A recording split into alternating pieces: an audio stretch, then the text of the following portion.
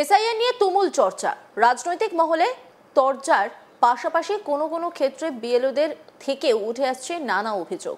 এই পরিস্থিতিতে উদ্বেগ প্রকাশ করে ভারতের নির্বাচন কমিশনকে চিঠি লিখেছিলেন বাংলার মুখ্যমন্ত্রী মমতা ব্যানার্জি। আর সেই চিঠির পরেই এবার চিঠি লিখলেন নন্দীগ্রামের বিধায়ক তথা রাজ্যের বিরোধী দলনেতা শুভেন্দু অধিকারী।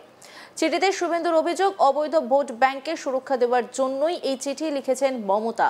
এর আগে নির্বাচন কমিশনকে দেওয়া নিজের চিঠিতে মমতা লিখেছিলেন, চলমান এসআইআর প্রক্রিয়া বন্ধ করুন, কারো উপরে জবরদস্তি বন্ধ করুন, যথাযথ প্রশিক্ষণ দিন।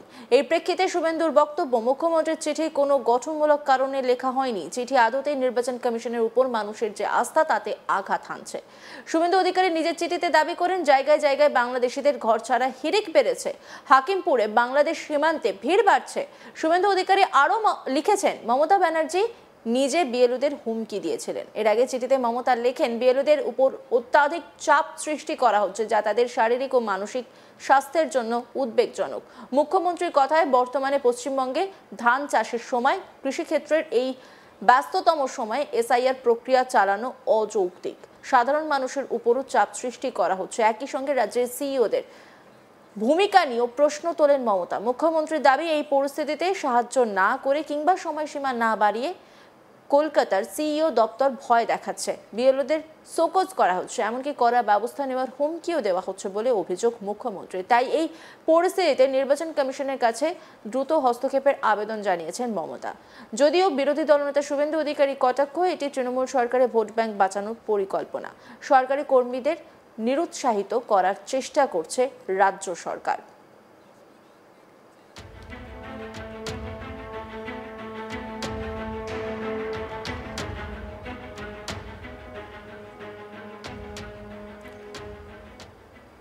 এই নিয়ে একটি রিপোর্ট তুলে ধরেছেন আমার কলিগ অনির্বাণ সিংহ রায়, দেখব।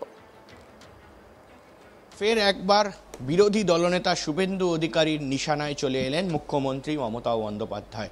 অর্থাৎ এই মুহূর্তে একেবারে ইলেকশন কমিশনারকে চিঠি লিখেছেন মুখ্যমন্ত্রী মমতা বন্দ্যোপাধ্যায়। আমরা জানি যে সেখানে একেবারে মেনশন করা হয়েছে যে বিএলও যারা কাজ করছেন তাদেরকে কিন্তু সাময়িক স্বস্তি দিতে হবে এবং এই এসআইআরের কাজ পিছোতে হবে, সময়সীমা পিছোতে হবে, সময় তাদেরকে বেশি দিতে হবে।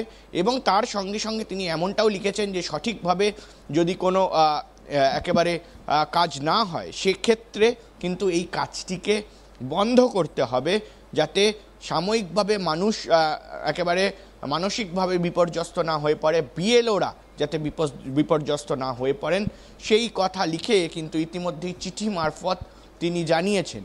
এবং তারই পর কিন্তু এবার সরাসরি আক্রমণ সাধলেন বিরোধী দলনেতা, অর্থাৎ পশ্চিমবঙ্গের বিরোধী দলনেতা বিজেপি বিধায়ক শুভেন্দু অধিকারী।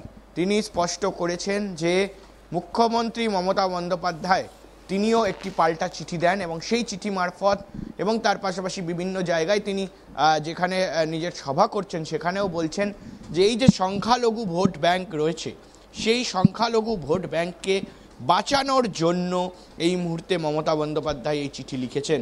এবং তিনি এমনটাও বলছেন যে বিভিন্ন বর্ডারে বিভিন্ন জায়গায় গিয়ে কিন্তু মানুষের ভিড় জমছে এবং তারা কোথাও গিয়ে সংখ্যালঘু এবং সে জায়গায় কিন্তু তারা অবৈধ ভোটার এবং তারা বাংলাদেশ থেকে এসছে।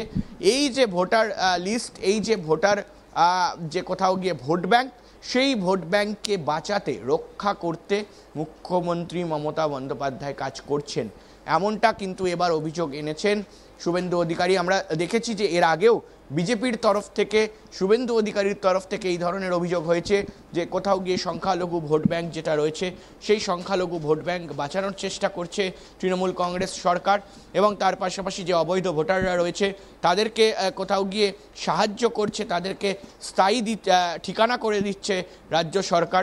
ফলে এই যে অভিযোগ, সেই অভিযোগ আগে উঠেছিল এবং এই মুহূর্তে দাঁড়িয়ে সেই অভিযোগ আবার কিন্তু উঠল, কারণ মুখ্যমন্ত্রী মমতা বন্দ্যোপাধ্যায় তিনি কিন্তু চিফ ইলেকশন কমিশনার তাকে চিঠি দিয়েছেন এবং সেই চিঠিতে একেবারে পুঙ্খানুপুঙ্খভাবে কিন্তু তিনি লিখেছেন যে কোথাও গিয়ে এই মুহূর্তে পশ্চিমবঙ্গে যে এসআইআর চলছে সেই এসআইআরে বিএলও যারা রয়েছেন, যারা কাজ করছেন, তারা অস্বস্তিতে আছেন, তাদের শরীর খারাপ হচ্ছে, তারা নিজেদের মানসিকভাবে বিপর্যস্ত হয়ে পড়ছেন, তারা নিজেদের সময় ব্যয় করতে পারছেন না পরিবারের সঙ্গে, এবং এই ধরনের কথাগুলো কিন্তু লেখা রয়েছে।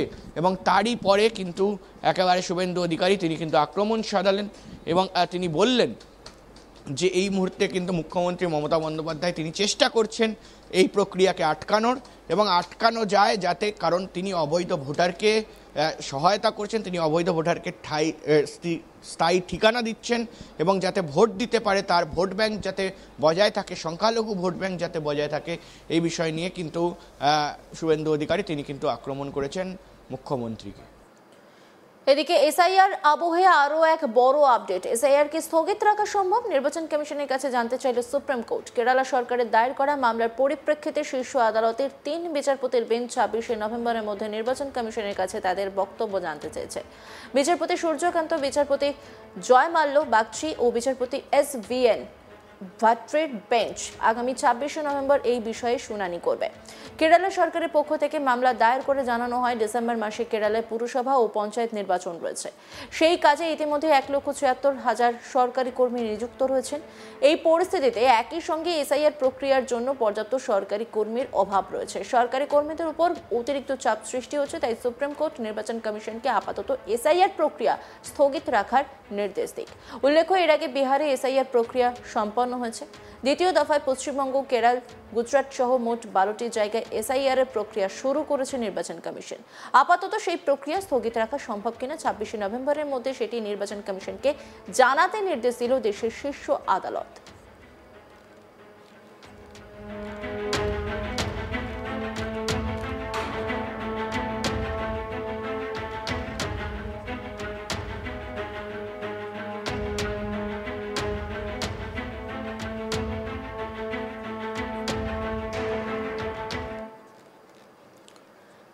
এসআইআর নিয়ে তুমুল চর্চা, রাজনৈতিক মহলে তরজার পাশাপাশি কোনো ক্ষেত্রে বিএলওদের থেকেও উঠে আসছে নানা অভিযোগ। এই পরিস্থিতিতে উদ্বেগ প্রকাশ করে ভারতের নির্বাচন কমিশনকে চিঠি লিখেছিলেন বাংলার মুখ্যমন্ত্রী মমতা ব্যানার্জি। আর সেই চিঠির পরেই এবার চিঠি লিখলেন নন্দীগ্রামের বিধায়ক তথা রাজ্যের বিরোধী দলনেতা শুভেন্দু অধিকারী।